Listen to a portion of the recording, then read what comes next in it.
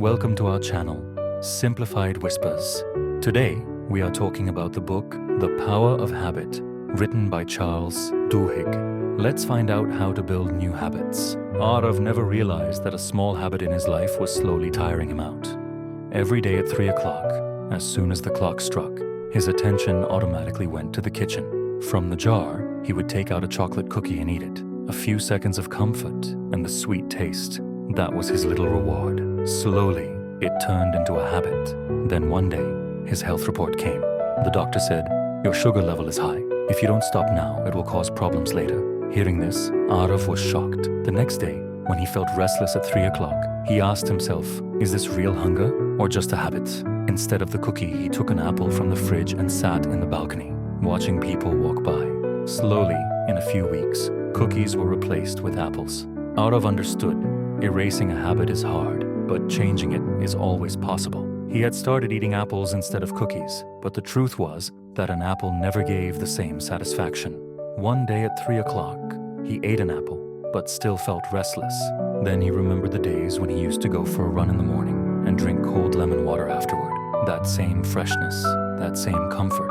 He realized his craving was not just for taste, but for that moment of relief. The next day, he created a new routine. At 3 o'clock, when he felt tired, he made cold lemon water with mint and walked around the society compound for 10 minutes. When he came back and took a long sip, for the first time he felt this was better than the apple. Slowly, his mind began to crave the lemon water and walk. Now, waiting for 3 o'clock was no longer a burden. It's something he wanted. Arav learned habits stay only when the brain desires the reward. Real change comes by guiding the craving in the right direction. Arav was settled into his lemon water and walking routine. But life was not just about one habit. One day, under heavy office pressure and anger, he found himself back at an old habit, lighting a cigarette on the terrace. The smoke went in, the tension eased, but immediately shame followed. He asked himself, why do I smoke? Not for the taste. What I want is peace. He remembered the doctor's words. Don't erase the habit, just change the routine. The cue is the same. The reward is the same. Only the path is different. The next day, stress came again. But instead of a cigarette, he went to the park. He walked fast, breathed deeply, and felt the same relief, without the smoke.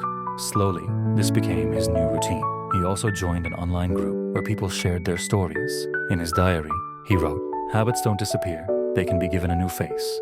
And when you trust yourself, change lasts. Life started to feel calmer. He had let go of cookies, gained control over cigarettes, and felt lighter in his mind. Yet, deep inside, something was missing. Everything was fine, but not good. One evening, he suddenly pulled out his old shoes and went for a run in the society compound. A little running, some sweat, and the cool breeze. It felt different. The next day, he went again, and then again. Within days, he noticed. Waking up was easier. His mind stayed clear all day. His craving for sweets reduced. And most importantly, he started feeling happy with himself.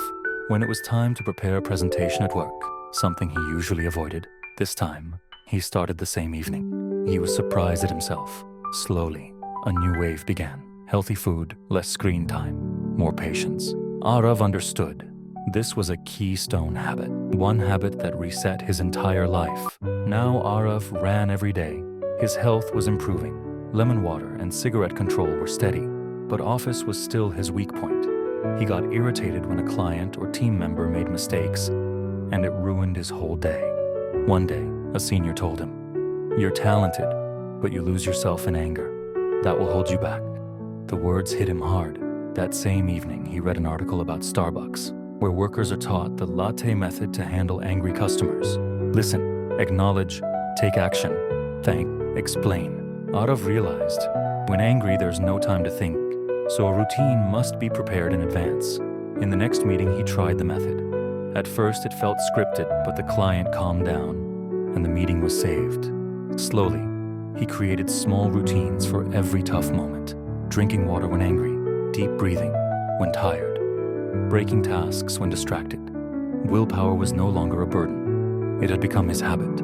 Arav life was on track. He ran, ate well, and had control over himself. But office tensions remained. Missed deadlines, avoided responsibilities, and increasing pressure from the boss. Then one day, a big shock came. The most important project got cancelled. The team was broken.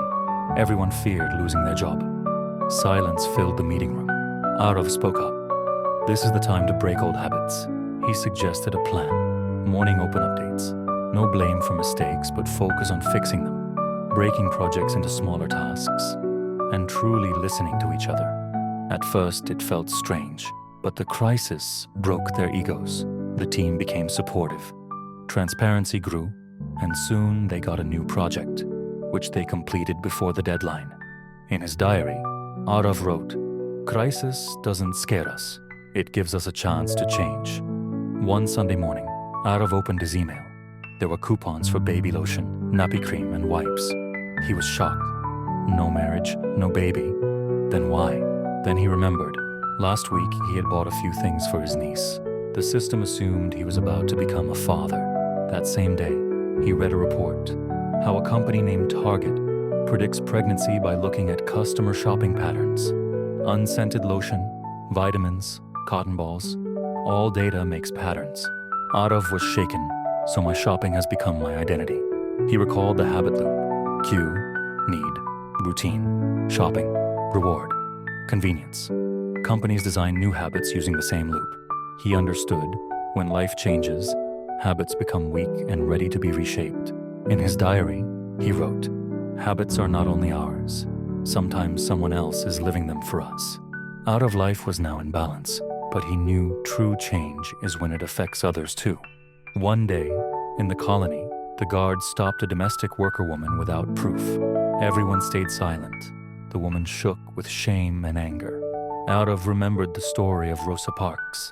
He helped the woman enter and raised his voice in the next society meeting. If we don't give justice, then what is the meaning of our comfort? At first, only a few stood with him, then slowly more joined. They started small community meetings every Sunday. People sat together, drank tea, listened, and gave suggestions. Arav said, "We are not just bringing change, we are trying to be human, equal humans." Slowly, changes like guard training, ID systems, and open feedback became part of the culture. In his diary, he wrote, "Movements don't run on slogans, they run on habits." Arav's life had changed. He ran, paused before reacting, listened to people, and led his team well. But one night, an old friend posted something false about him on social media. In anger, his hand rose to type a reply, but for 1 second he stopped. He remembered the stories of Eugene Pauly and Brian Thomas, how habits drive the brain before it thinks. He asked himself, is this really necessary or just a habit? He put the phone down and went outside to think. The next day, he called his friend, not with anger, but with concern. He found out she was in depression, and her comment was not about him, but about her own struggle. In his diary, he wrote, "A person is the one who can stop in that 1 second and choose differently. Strength lies in holding the habit, not in being carried away by it." Friends, this is the real lesson of the power of habit.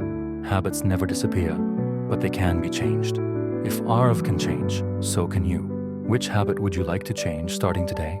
Share your thoughts in the comments below. If you enjoyed this video, don't forget to like, share, and subscribe. Stay connected with Simplified Whispers for more practical and impactful content. See you in the next episode. Until then, remember, your habits define who you are.